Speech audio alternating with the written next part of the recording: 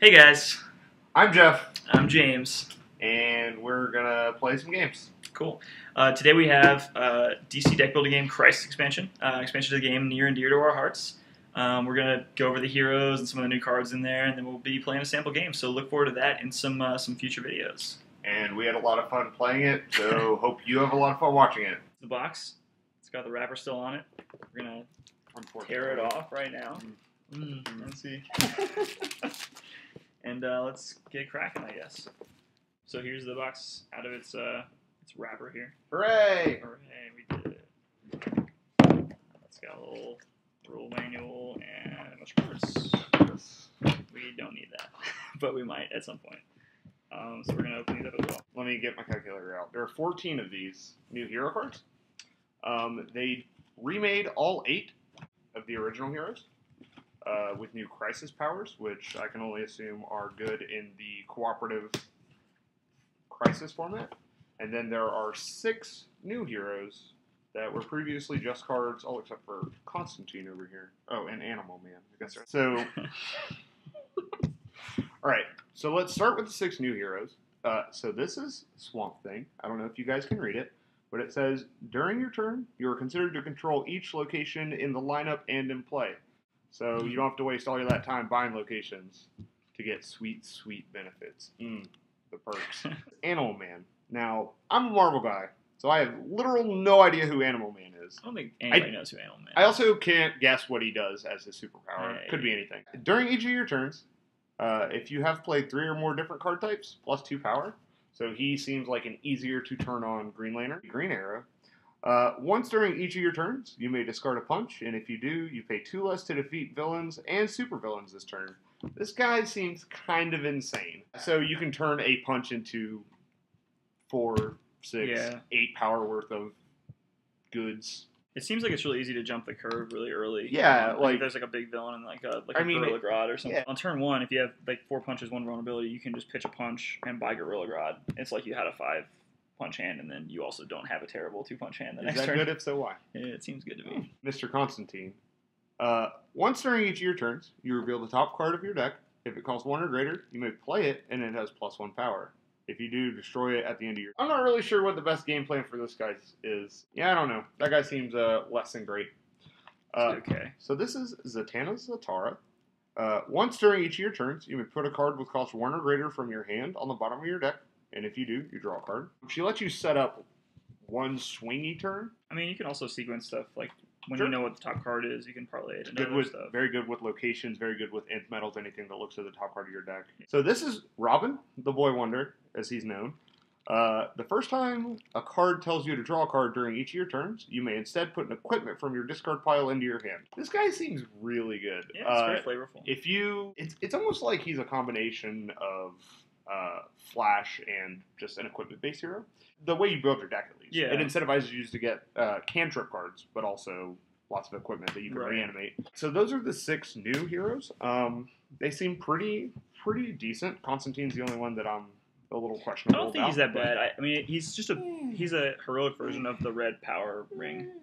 Which is the worst power ring by far. I don't think that one's that bad, though. I still think it's fine. You can get cheetahs, things like that, early that you don't want late, that you want to convert into other stuff. Supergirl, to get you a bunch of free kicks, and then once the kicks start to run out, you can kind of parlay her into other stuff. I have seen you buy literal 1 cheetah ever.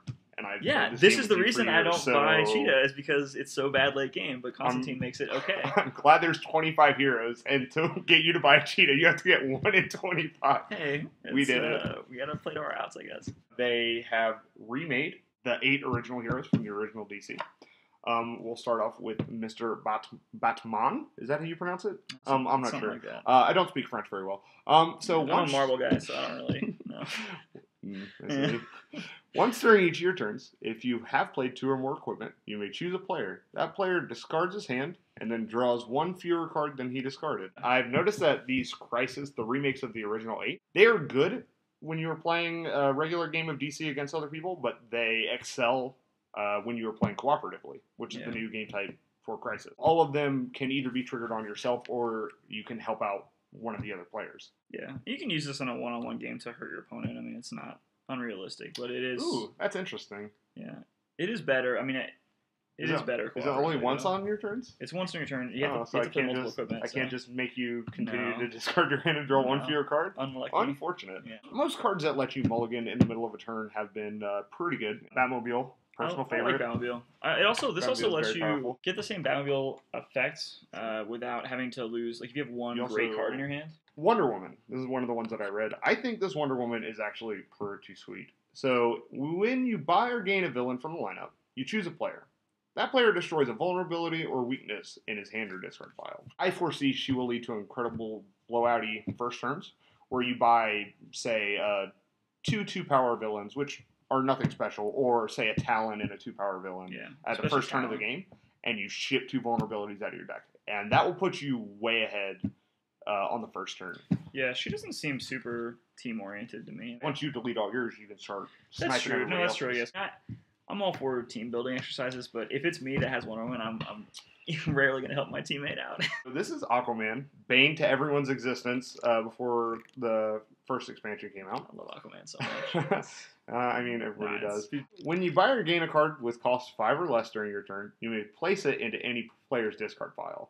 This is strictly cooperative. Maybe you can just spam a bunch of Harley Quinns into someone's graveyard and make them have a real bad day. It seems like you're going pretty deep in order to do that. I don't know if that's really what you want to be.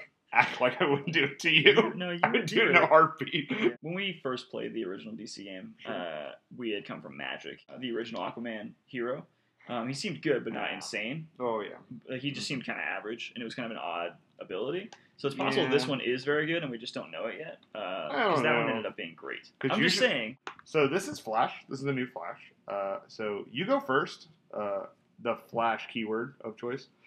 Once during each of your turns, if you have played 8 or more cards, choose a player, and that player draws a card. It seems like you will not trigger it anywhere near the early to mid game. It still incentivizes you to make the original Flash deck, which is a bunch of cantrips, one card that's sweet, and then you pray to God you find it every turn. Yeah. I still think the other Flash is better, and I don't know if it's correct to compare the two. All these heroes seem like a little bit more tempered versions of the other heroes, which is weird. I thought they'd be beefed up. This is interesting. I do feel like it's a little bit less powerful than the other Flash. It's harder to activate. It seems like you have to put in an awful lot of effort for a card. Here's a Green Lantern. Nobody liked to get this guy in the original. Let's see if his namesake holds up. So when any player is attacked, you may discard 3 cards. If you do, that player avoids the attack. This is interesting. This is the first defensive one we've seen for the cooperative game type. If anyone tries to, if any of the bosses flip and it would end up costing you, more than 3 cards, or it's Mongol.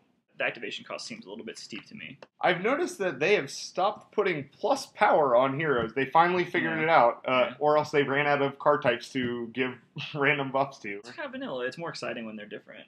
That was one of the things that these are actually I do like the contrast of these heroes.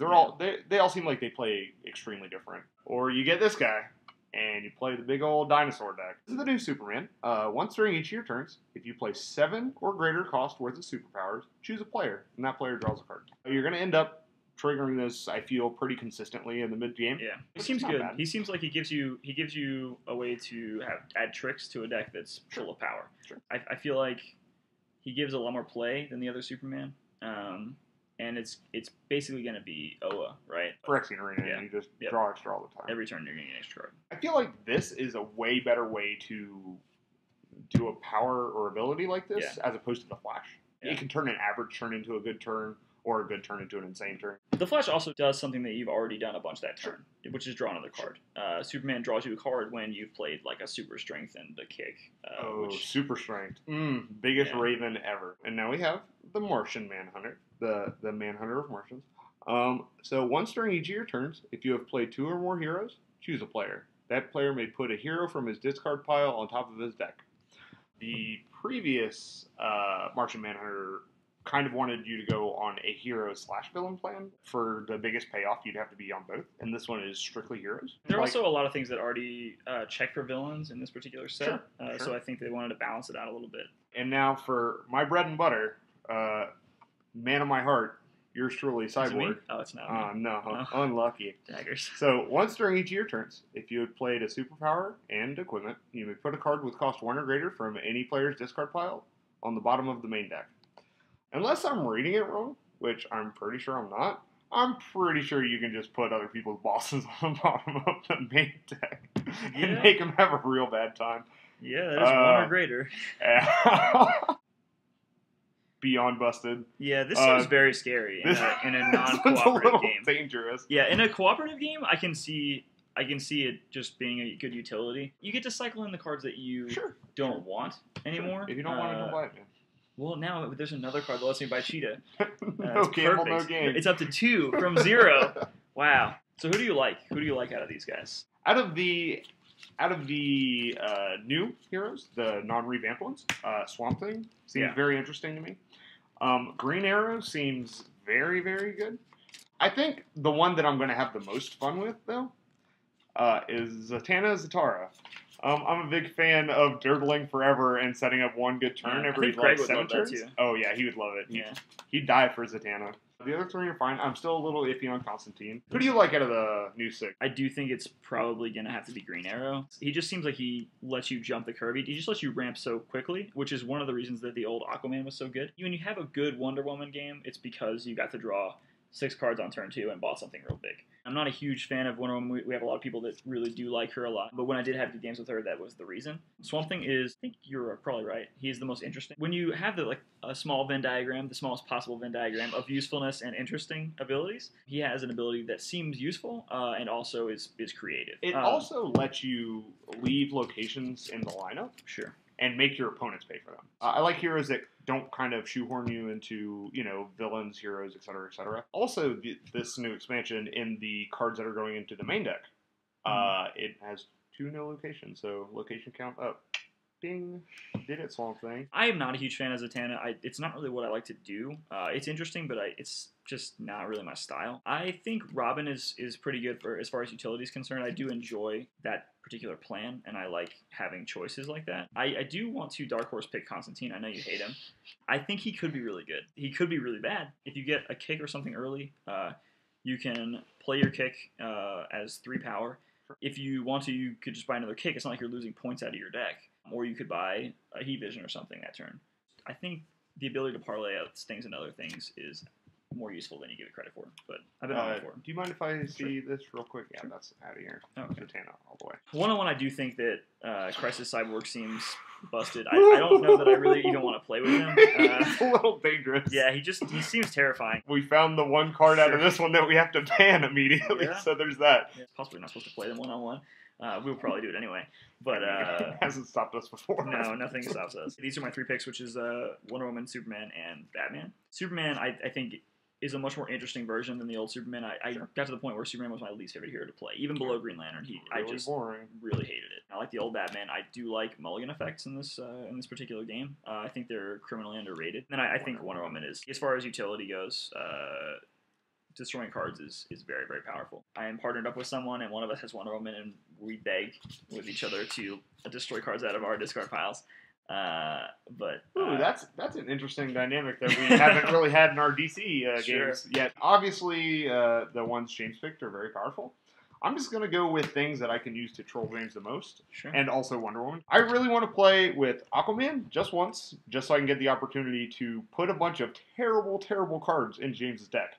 The Cyborg guy seems completely unreasonable, and he's right up my alley as far as games go. I'm all about making the game as miserable as possible for everyone except me. Hey guys! I forgot what my was. Feed me my life! Oh no, you have to go second! It doesn't rhyme! Yeah. I'm James, and I'm Jeff. We play games! And I'm Jeff. Alright. Okay. It's like one of those teleprompters that they use on the TV tubes. The DC universe is in peril. The arsonist had oddly shaped feet. No, it looks like I'm in the sun. Yeah. What do you want to say?